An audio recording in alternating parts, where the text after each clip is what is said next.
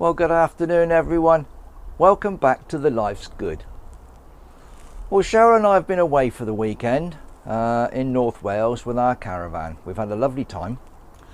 We got back yesterday evening. It was a bit late for me to pop out here and check and do anything. But I've been to work this morning and I've come back this afternoon. I'm now playing catch up in the garden. Now, it's surprising how quickly everything runs away from you, even a few days. Everything's come romping on in the greenhouse. I've got things in there that need to come out in the garden. I've got a few things in there that need watering and a couple of items that need tidying up, pricking out and so on.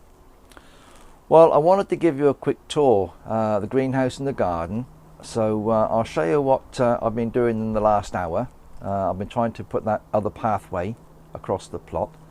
So we'll take a look at that and I'll give you a quick look around at what's happening with the greenhouse and outside on the plot. Well, what I've managed to do so far is I've used some more of the pallet material that I had, and I've sort of cobbled these pieces together, put a sort of a strip here holding it together, and just screwed them all together, laid them out in the size and the length I wanted, and I've lined them with cardboard. So I just leveled a bit underneath. The soil that was there I put out on my plot. I didn't want to waste the good topsoil, and all I have to do now is to put some bark chippings on. I've got some here left over from when I started the other day, so I'll just commence putting some of these out. I think the bark chippings are quite good. You can walk on them and you don't get mud and stuff all over your feet, and certainly don't drag it indoors and everywhere else on the pathways, the decking and places you don't want it.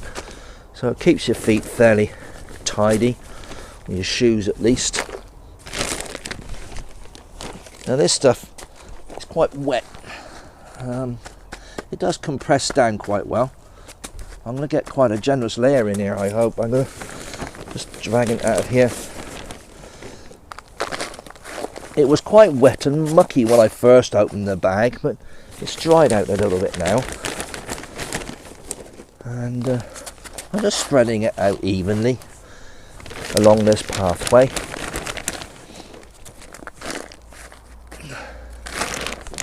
I think I showed you the other path when it was completed. I didn't show you the actual sort of construction technique, as it were.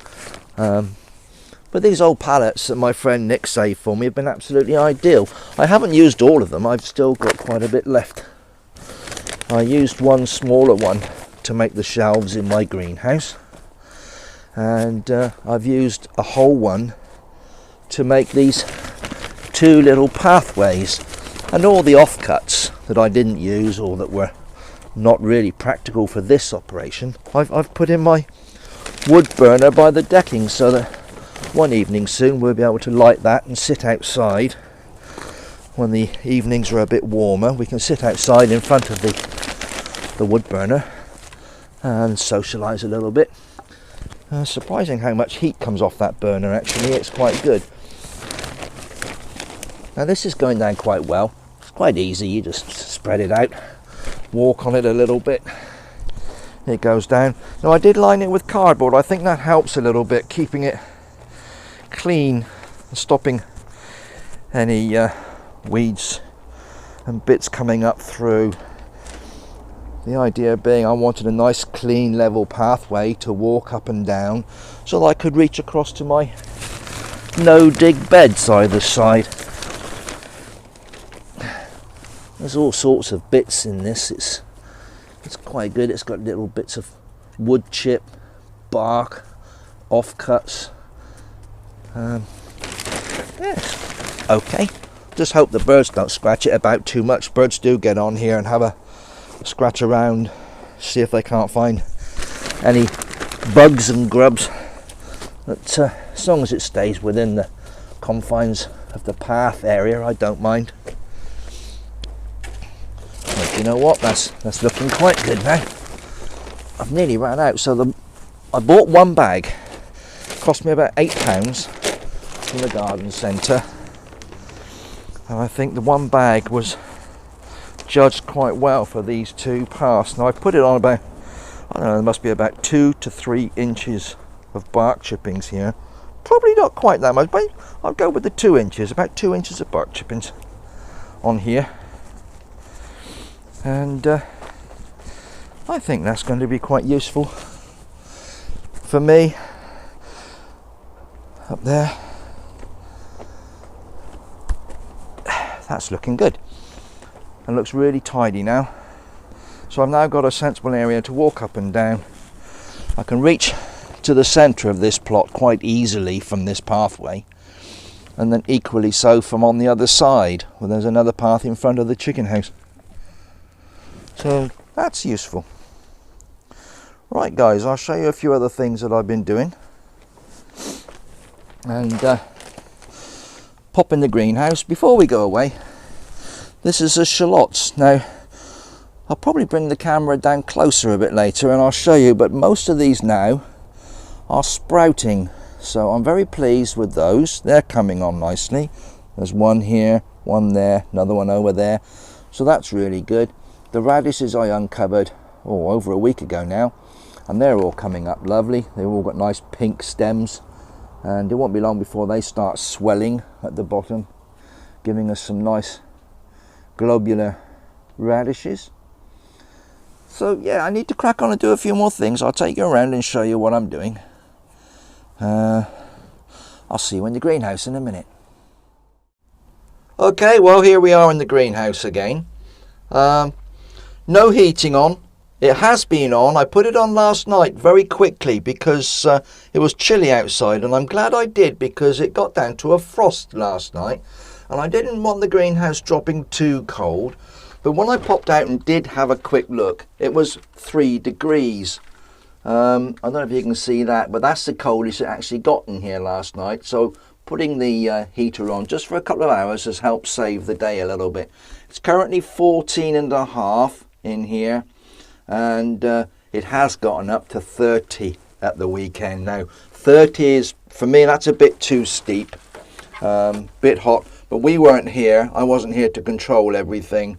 What I'm going to do now very quickly, I'm just going to press the button on the side. You can see this is for the benefit of my American friends. If I just put that down carefully so you can see. Right, so the coldest it was 37.4. That was about 8:30, 9 o'clock last night when I did pop in just to check on temperature. Couldn't really see what I was doing much, but it was pretty cold, so that's when I popped the heater on just overnight to keep the frost away. Now 37 was cold. It's currently 58.6 Fahrenheit, and somewhere over the weekend it hit 86 Fahrenheit, which, as I just said, it was a bit too warm in here at that temperature. So consequently you do get a little bit of things wilting and drying out at that temperature. I think we're all right. I think most things have survived. I'll just reset that. There we go. It's back to centigrade, which is what I prefer. I'm just going to pop that back on there. It's a suitable place for it. I just keep it on the wall of the greenhouse. It's out of the way, but it's in a position where it records the ambient temperature quite well. So let's have a quick look around what's left in. I've got some things outside. Cheryl put some things out this morning whilst I was at work just to help harden them off a little bit and give them a bit of sun. That's the remains of my my salad sowings. That's some all year round and some Lolla Rossa sitting there. The way they're growing on, I might be using those in a salad or sandwiches just to use those up. But I have got some pricked out in separate trays. They're currently outside. Mitsuna sitting here. I've got 40 little Mitsuna plants here. You can see they're starting to get their little curly leaves on now. Let's see if I can get that to focus a bit better. There we are. You can see their curly leaves are forming. They're lovely in salads. Also in salads, of course, and with other things, is your spring onions. They're just about ready to pop out now. I will keep them in their little multi-sown cells. I will be popping those out. What I'm considering doing with these spring onions is that I want to plant my parsnips still, and I've got a few other things to plant, and I was going to alternate one parsnip with spring onion, one a parsnip with spring onion. So the spring onions should be harvested before the parsnips are mature. I would certainly hope so. So that might be some a suitable catch crop. I was going to do it with the radishes, but I put all those out already. As they mature, I will be sowing some more radishes, which I can use elsewhere in the garden. But the spring onion was something I was going to alternate with the parsnip. So I'll see how that goes. We'll show you when I do that. Leeks, they're coming on as well. It won't be long before I'm popping those out. My sorrel that I pricked out, if you remember, if you saw my earlier video with pricking out, this is the sorrel that I pricked out, and that's all growing up lovely. Got some really nice leaves forming. So that again will be very soon going out into the garden. So that's good. I've got some leftover marigolds here, and these are my Elsa Craig tomatoes. Now if we look up here, we've actually got the first one germinated and growing there. So I'm really pleased. I've got one tomato plant. Hopeful that I will get more. They haven't been in there more than just over a week, I think. Well, actually, 26th of February. We look on there, 26th of February, I sowed those. So that's probably what? That's best part of 3-4 weeks away. So we've eventually got one. So that's good. That's okay. I'm pleased. The pea shoots, well, these were quite a successful exercise, actually. I just used dried peas bought from a supermarket. I just planted them straight into this tray, covered them with soil, watered them, and we've been picking pea shoots within a couple of weeks of that sowing and putting these in salads. And I've added them to a couple of casseroles and bits, and I've used them in sandwiches. So really, really useful. Next to those, that's my nasturtiums. Now actually I keep popping these outside. I dropped them. I think in one of the previous videos I did mention I dropped them on the greenhouse floor actually when I was fetching them out to put some into the little wall baskets I put on my my tool and potting shed. But they're okay, they've recovered, and they're now ready to be put out somewhere. As I said, they've been hardened off. I keep putting them out and bring them in and putting them out. I'll just leave them out, I think, from today onwards. I might put them outside and leave them there. They'll be fine. And as I said, they're ready to be planted into their flowering position now. The mint has picked up really, really well. When I excavated that old mint plant, I kept a few pieces and I planted in here. And almost within the week, within a few days actually, they're stood up and starting to sprout. So they'll be fine. I'll keep those in a container. We've got mint coming on, so that's really good. My clematis cuttings behind there, they were cuttings I took off of one of our own clematis plants in the garden, and I popped them into some water until they started to show roots, and then I potted them up last week, and they're all stood there bushing up lovely. So I'm looking forward to putting those out into their flowering locations in the garden. My other propagation bits and pieces in the back, my basil over there, that's going really, really well. So we'll soon start using that in the kitchen, I would imagine. I've got some more down there that I'm also hoping will take root. The seed potato, that has not been successful. That it's producing roots, but it hasn't produced the growing slips. I saw another guy has suggested a different way of doing the potato, actually, the sweet potato, which I'm trying over here, where he's cut the sweet potato in half and then put each half flat side down in a shallow amount of water. And he had quite a modicum of success with the shoots coming out that he was able to then root and plant in their the required position, and he had a successful crop of sweet potato from that method. So I've tried these. I only put them in just before the weekend. So it's one sweet potato cut in half, sitting in water. I'm hoping to get some slips from that. So we'll see what happens there. Coming back around here, moving around a bit further. I'm trying not to shake you about too much. It's awful when you're trying to watch something and the camera's moving around all over the place. You can't really concentrate on what's going on. These are peas, my ambassador pea. Now I've already grown a tray full, which are ready to go out. They're outside as well, hardening off. I'll show you those in a moment. So there's some more here, So these will be following on. So what I'm trying to do is get sort of a succession of pea crops. So I've got 40 plants. No, I beg your pardon. I've got 48 because I've got 2 peas in each cell in a 24 cell tray.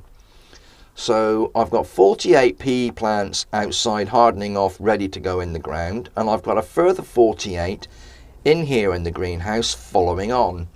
And we'll see how we go. I may even do a further tray full to follow on from these, so I get a nice succession of peas throughout the season to harvest and either store or use straight away, either or.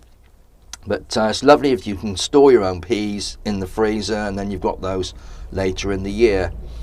And next to those I put some courgettes in. Nothing showing yet. They're the zucchini variety courgette. Planted those in last week. I'll just check on the date actually for you because I wasn't sure. The 14th of March, so yeah, just about a week ago I popped those in. Moving up above, we've got the sweet peas. They're about ready to be planted out. I have hardened them off a little bit. They will go outside again tomorrow, and hopefully harden those a bit more. They'll be going out into their flowering locations very soon. And next to those is cabbage and calabrese. Now I really do need to get these out now. I've noticed a couple of them actually have got some brown leaves showing. This one in particular, brown leaves. This one down here, if you can get in. I don't know if it's going to focus. Just about maybe. Though, so I think they must have got caught with a bit of cold or even a bit too much heat. I'm not sure. Something's made the leaves curl a little bit on the edges on some of these. Not to worry, I've still got quite a few plants. I've probably got far more than I actually need in the garden. But I've given these a good water. I'm going to give them another water this evening. And I'll be getting those out in the garden very soon as well. So that's all that. My tea's gone cold as usual. I'm going to have to go back in and get a hot one before long. It's always the same. I make a cup of tea, I pop it down, I start doing something, and before I've known it, 45 minutes have gone by and my tea's gone cold. So I'll have to fetch another one out in a moment. Now I'm just going to pop outside and show you what's going on out there. So just bear with me guys, and I'll see you back outside. Right, well I hope you can see everything okay. The sun's very bright and it's very low on the horizon at the moment, but we'll see what we can do. This is my Lolla Rossa. I've had these out today. Well, Cheryl brought them out this morning, so they've been outside all day. We'll probably bring them out again tomorrow. But they're all looking really, really well. We've got some nice little Lolla Rossa plants there. And across here, we've got the all year round lettuce. I do like these ones. They're like a butterhead, like a round-headed lettuce when they're mature. So they're all picked up from when I pricked those out, so they're doing well. And down below we've got the peas. That's my ambassador peas that are just about ready now. I should have these going in the ground. They will be out this week, so I'll have those away. Down here on the floor, what have we got here? Spinach. I've got my spinach here hardened off pretty well, and that'll be going out very, very soon. And next to those I've got my beetroot, and these are desperate to go out now, so I'll be putting those out as well. So I think AJ's going to have a busy few days putting things out in the garden and planting things out, moving things on, and also sowing some more. So I do like to have a succession of things coming in the garden. So rather than have everything all coming at once, I like to split it up and spread it out. So I'll be planting a few more bits and pieces to follow on. Now you can see now I've got my new pathway there, and further across you can just about make it out in the sunlight there to see the first one I built. Still got the fleece on the ground there. That's where I'm going to be putting in my my root vegetables. I'm going to put the beetroot up the far end, and I'm going to start at the bottom end with my parsnips. Sow those soon and intersperse with the spring onions. I've got to find a home for my leeks, and obviously I'm going to be putting my peas out at some point in time. So that's the way it is at the moment, guys. So I'm just going to bring you across here and show you my raspberries, because these are coming on wonderful. Look at the leaves on there. These are going to be terrific this year. Now I had a disaster with my raspberries a couple of years back when the fence that was here blew over in a storm, and it ripped out all my raspberry canes and damaged everything. So that particular year was not very successful, but I have managed to save raspberry canes and rooted them on and planted them out, and I've now got a nice hedge of raspberries on the side there, and a new fence, of course. Now then, what else was there I was going to show you? I'm sure there's a couple of things I wanted to show you. Oh, these were the little baskets on the wall. If you can see that very well, they've got nasturtiums and marigold in there. There's one each side of the shed. I put one on the back of this little hut down here as well. That one there. So I got some nasturtiums and some marigold in there. So they give me a splash of colour. You can just see the rhubarb down there. That's doing really, really well. The chives have all picked up since I moved them around the other day. These are all doing really well. I love these. I keep putting them into all sorts of cooking in the kitchen. These alliums are absolutely gorgeous in salads. I do love these. They're more subtle than chives. They've got a subtle flavour, but absolutely lovely in salads, sandwiches and other meals. The chives, I use a lot of chive in my cooking, so they're going to be very useful. I'm just going to pop up here because I wanted to go across and show you what's happening on the far side of the garden here. Oh, hello, Bob. Here's Bob. Hello, Bob. Are you talking today? Say hello to the viewer. Say hello. Yeah? Enjoying a bit of sunshine? Fabulous. Isn't he good? Yeah. Whoops.